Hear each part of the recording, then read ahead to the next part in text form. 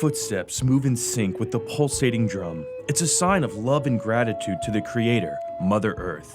Today on AIB Presents, we take a look at a Native American powwow and learn what it is and how it's used to teach others about the importance of Native American culture. We will hear from the people who participate in the event, as well as showcase some of the amazing sights and sounds.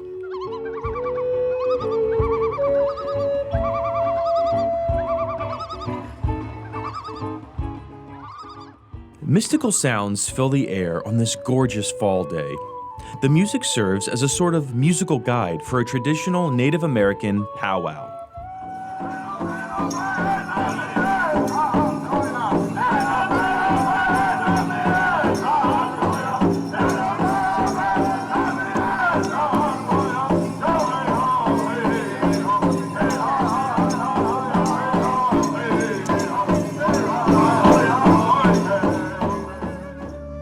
Every year in November, thousands of spectators gather to beautiful Stone Mountain, Georgia to witness this cultural event.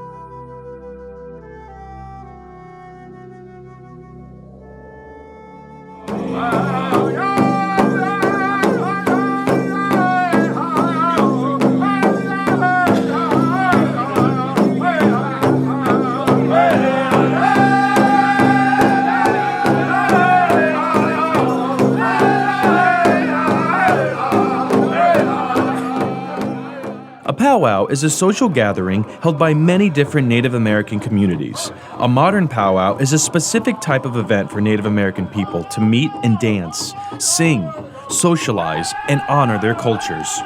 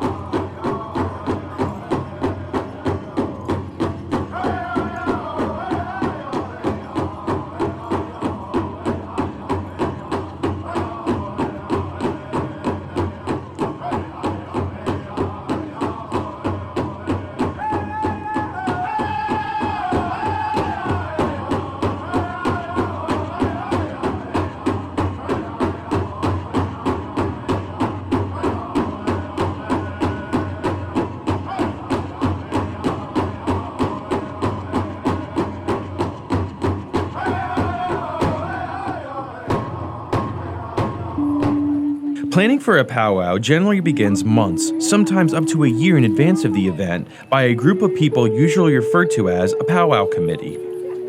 Powwows are sponsored by various organizations, which may include Native American studies programs or clubs on a college or university campus. And the individuals who participate are extremely proud of their culture and adamant about keeping it alive. John Standing Deer is one such person. He's been involved in the powwow since its beginning, more than 20 years. You understand that some people come who are interested in the native way. They come as spectators to see. And what they don't really understand is this does look like a show, but it's not a show. What it is people are coming together in a way of expressing what I call their Indianness, their inner self. When I walk around like this, I live in this world like anyone else. I'm simply a human being. But by being able to dance, and we dance together, then everybody is happy and proud that they get to dance and they get to feel. People do not understand too much about what dancing is.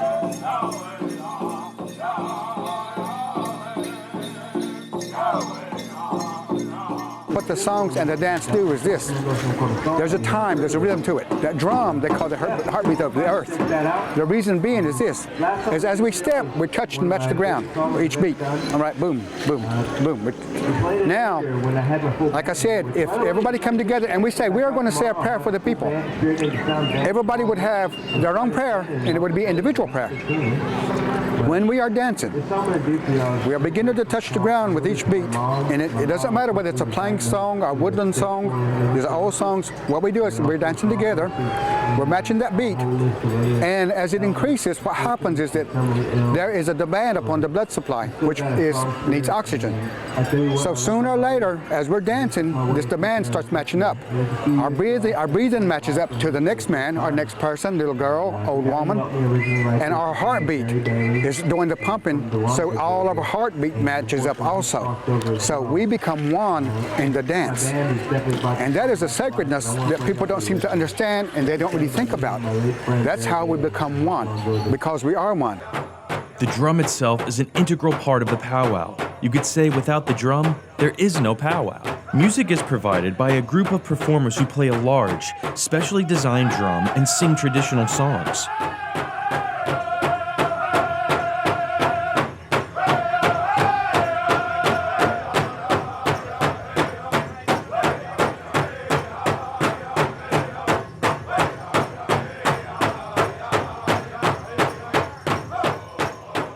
The number of members of a drum group may vary, but is usually at least 4 people.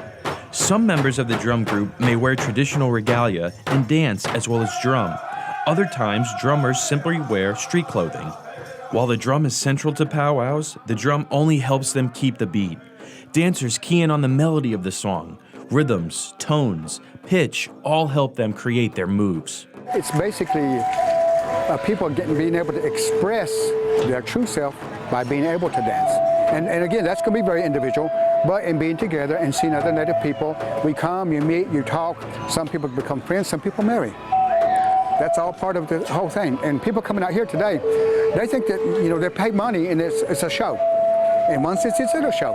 But in another sense, what they don't realize is they can come out and dance, and they can feel it. If you watch all the children out here, they will begin to dance in rhythm with that drum. They'll start bouncing. It is within everyone. They want to do it. Now, other people say, hey, I feel this, I feel moved. They feel it also. You cannot help but feel it. Right. And so, yes, everyone, the reason for the dance is that people get to feel and share it because they will say, number one, I'm an Indian, I'm a native. And this is a way to express that inner feeling. Expressing that nativeness and culture is an important part of the powwow. Alice Gilstrap Bagley is one such young woman who is ensuring her family's legacy lives on. I love my culture. I absolutely love the way I live, but whenever I go to my college, whenever I go to my school and in my dorm, people look at me and they think it's a part of ethnic choice. They think that, oh, every standard white person is going to say, oh, I'm Scottish, oh, I'm Irish, whatever. When for me, it's very, very different than that. This culture has been a part of me since I was just a little girl. And whenever my Ududa passes away, I might be the only one left standing to carry on this tradition of my family. And it's really, really sad that so many, native languages are being wiped out. So many native peoples are being wiped out even currently. And the United States and other countries across the world are kind of putting their boots on us and basically acting like we don't exist when we do. And I want to be a representative of that and say that we're still here. And I'm very, very proud to be Native American. Very, very proud. I like to make other people happy. I like to be everyone's friend. And, you know, growing up, I had a lot of, you know, Native friends in the circle. I know all these people here, and I've known them since I was just a little kid.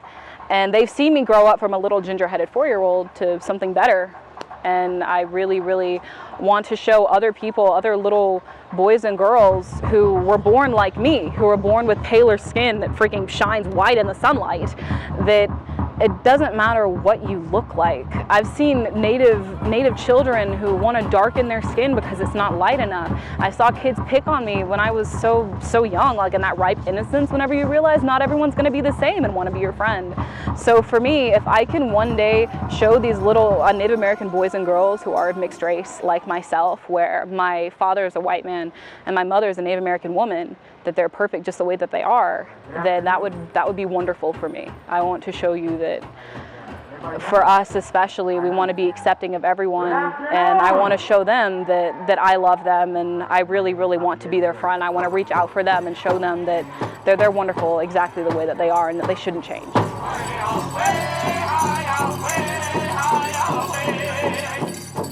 One of Alice's proudest features is her regalia, which are the garments she wears. My grandfather, my mother's father, he was a dancer. He started dancing a little bit later in life when he was like in his 30s and 40s as a men's traditional dancer. It's one of the dance styles we have here for men.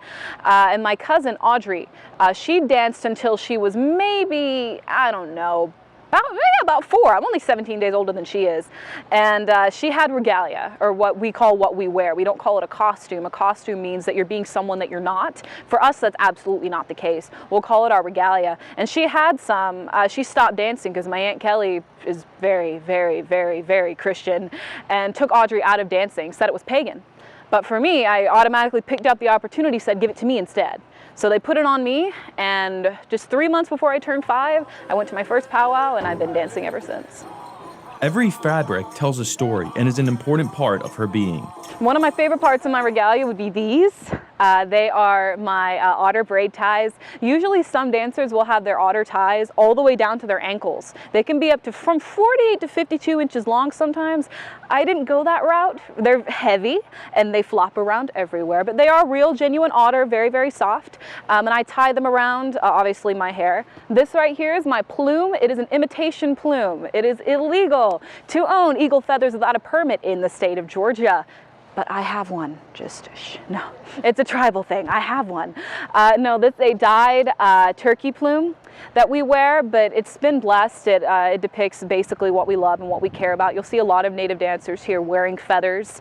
Most of these were gifted to us by our elders, and in my case, I was authorized to wear this by my Native family. You're going to have the dress. This can be either a southern to northern ribbon dress. You're gonna have these colors right here. This dress has been handmade. It is not factory made whatsoever. That comes from a lovely regalia maker, actually, who lives in Florida. Super nice woman, and it's made to measure. A lot of these dresses will have applique, ribbons, things on them that are significant to what the dancer dances, significant to their lives, everything. It's absolutely beautiful. I have a coyote face purse that my Oduda made years ago that I carry every time I go to a powwow. And you're gonna have my moccasins. These are not my good moccasins. My new ones will be here in February. I'm very, very excited for those. But my Oduda bought these for me as a gift because as I was growing up, he wanted me to have the best that he could afford, even if that wasn't very much. So it's a gift from him to me, and I've worn them for a long, long time. Alice is the last of her family that still does the dances, but she is adamant on keeping her culture alive. I'm the only person who dances in my family. I've had a lot of little kids come up to me and ask me a lot of questions about my regalia, and I tell them straight up what I do. I bring little kids into the circle during intertribals because I can see that they're itching just like I was when I was 4 to get out there and to dance. So you feel that pull of the drum. It's almost spiritual. You want to get out there. It's very, very important to us because the drum represents the heartbeat of our mothers. The women, we are the life givers. We have the gift to bring life into this world, and that's why we're so revered, and that's why the Cherokee, among many other Native American tribes in the United States, are matrilineal societies. We get our clans from our mothers. We get our names from our mothers. We are with them. The guys, we don't care about them. We are the masters of our own universes here. The guys, they can kind of, I don't know, like they're important, but we don't need them.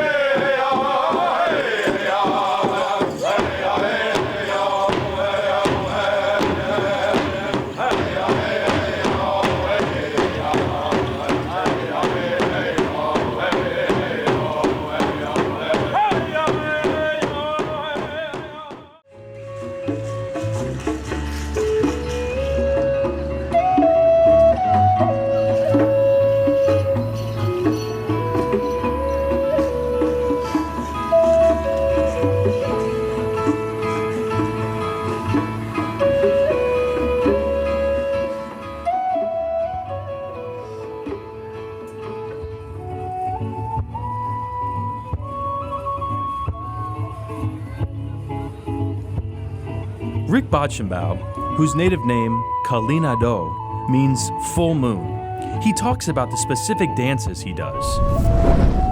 I'm a traditionalist, northern traditional dancer.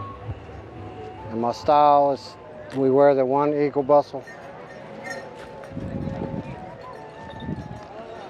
We carry eagle fan, acoustic, what we use in battle. Punch my enemy, tap them, and we do the original war style dance. And it's very popular, and so many tribes do it, and they come for this powwow to compete. It's friendly competition. Before, the tribes used to fight each other. Now we're friendly competition. So I have a lot of friends at different powwows that I go to. Javier is another dancer at the event who began studying his own culture, which led him to becoming more involved in powwows.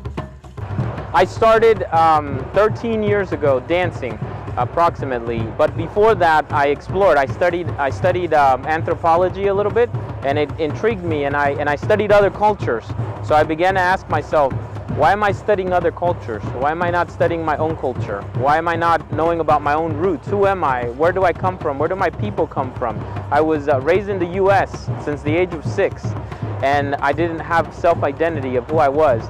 So I began to explore that idea. Who am I? Where do I come from? Who are my people? And when I moved, I lived in California, and when I moved to Georgia, I met an Aztec dancer, and I studied with him for a few years and learned and really engulfed myself in the culture. And so I became a family man, and when I did that, we separated a little bit. We had to go our different ways. That happens in a path. You're walking a path together, and there's a time when you split, not in a bad way. You just each one go in a different direction, and we did. But I've never forgotten my lessons, and I appreciate everything that I've learned in my life. And my children dance. My wife is Caucasian.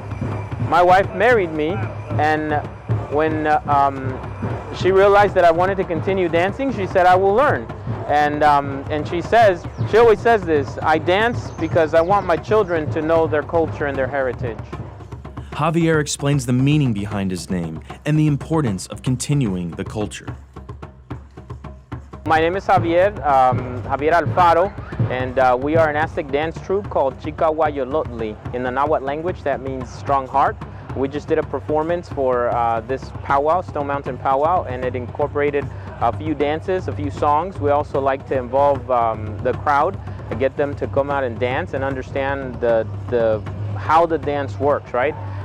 So we did a song Apache to the Apache warrior, and this is a very strong song. It's a warrior song. We do it a lot because our kids really love it. They connect with it, so we try to encourage anything they love, anything they want to do, we try to do a lot of. We did a song called the Eagle, Cuautli, Águila. So Eagle in English, Cuautli in Nahuatl, Águila in Spanish. And this was a musical number where we played a very interesting clay whistle, the huehuet, the Aztec drum, and the kids were rattling. We also did a block of dance, 2 dances, and this dance we did Antigua to our elders, and we did Venado to the deer. The deer is very important in all cultures. It provides sustenance, it provides clothing, it provides weaponry, it provides the ability to stitch. There's so many elements to the deer that we give it respect and we do a dance for it. And that's what we did in our presentation a few minutes ago. Native or non-native, I think everybody just needs to understand. I always try to project this, that being native, that having the respect for Mother Earth, that having that sense of pride of culture, it's in your heart, right? And it doesn't matter what your background is. It doesn't have to be native, in my opinion, right? I love the Scottish culture. I love the Irish culture. I love all cultures. I think that all cultures have. I love, you know, one of my dreams in life is to go to China and visit China because it's such a beautiful culture. It's rich. Culture isn't just about what I'm wearing today. Culture, it's about not forgetting where our people came from, and that's all people. It's not about forgetting. What a statement that is, as so many symbols and customs held by these cultures have been misconstrued. But we're also very careful about, some tribes do try and say they'd like to stay within their nation and marry someone who is also in the nation. I had a very, very good friend who used to always say, you gotta marry native, gotta marry native. And then he fell in love with a non-native and married them. So that always happens. You, of course, follow your heart. But wherever your heart goes, we always make sure that we teach the culture. The wonderful thing about the Eastern Woodland tribes, or most of them, were matriarchal. So regardless of who the lady marries, she always makes sure she teaches her children her culture because they are part of that culture. We hope that our percentage grows. I think the thing that bothers us the most is that we seem to be always forgotten. If people would at least look and see that we're here, then maybe they'll understand that it's maybe small, but we're always here. We like to say we are still here, and we like to say we shall remain. Coming to understand who you are and celebrating your culture is an important part of the powwow. I want to tell you a story about this Indianness and the feeling. She has passed away. I had a baby sister. My parents adopted her when she was about 3 months old. And she grew up. She had blonde hair, blue eyes, skin white. And she would talk to my dad when she's about 4 years old. Oh, my daddy, you have such pretty black hair, just like mine. Oh, my daddy, you have such pretty black eyes, just like mine. Oh, daddy, it's just so pretty. And my dad would hug her, tell her how much he loved her. And she grew up, and we would walk and talk. And she became a woman. She married one of my best friends, and they decided to go and move to another part of the country, just enjoy and see. As they did this, they went to Wyoming, and they went to a town, and they said, okay, we're going to stay here. So they ended up staying there. She got a job real quick at I guess like a big truck stop near the interstate. And every so often, about every 5 weeks, a native family from the north would pass through. She'd see them and they would talk. She would always talk to them. After about the 5th trip, they told her, they said, hey, we want to ask you a question. Who are you? And she said, my name is Melissa Bradley. And they said, no. Who are you? And my sister said, oh. She said, okay. She said, my name is Melissa Bradley. That's my married name. She said, but when I was a baby, I was adopted by a full-blood Cherokee family. She said, my name is Melissa Standing Deer. And just like that, boom, they hugged her like she was one of theirs because they understood the feeling that came from her heart and what was in their heart. Even though she may not look like the native with the skin, they felt what she was, and they could not be denied. And that's kind of sort of what I'm telling them about the spirit here at the powwow. It cannot be denied. That's what you are. These are the faces and the stories of a culture that is still here. They refuse to be forgotten. It's our people keeping our culture alive, making sure our young people learn the dances, the songs, the music, the art, the crafts, and the various things that we do in our culture for a social event like this, and shows respect to the elders that we're keeping that going. But for the participants outside of that, for the spectators, I should say, It shows them that we're still here. We're such a small population. We're still less than 1% of the total population, just the United States alone. And when you say Native America, you got to remember that's all of North and South America. So our social events is a chance for spectators to come and see our culture, appreciate our culture, hopefully dispel many stereotypes about our culture, and also participate with us and enjoy our culture. We welcome spectators to come out and dance, enjoy our food, purvey our arts and crafts, and have a really good time. As the sun sets on another day and Mother Earth is taken over by Father Night, we may set our alarm clocks for the next day and put our little ones to sleep.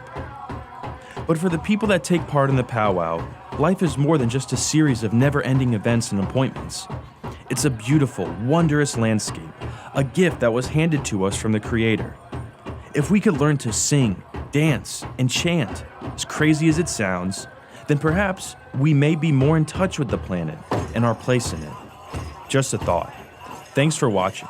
We leave you now with tribal sounds of the drums and precise moves of the dancers of the powwow.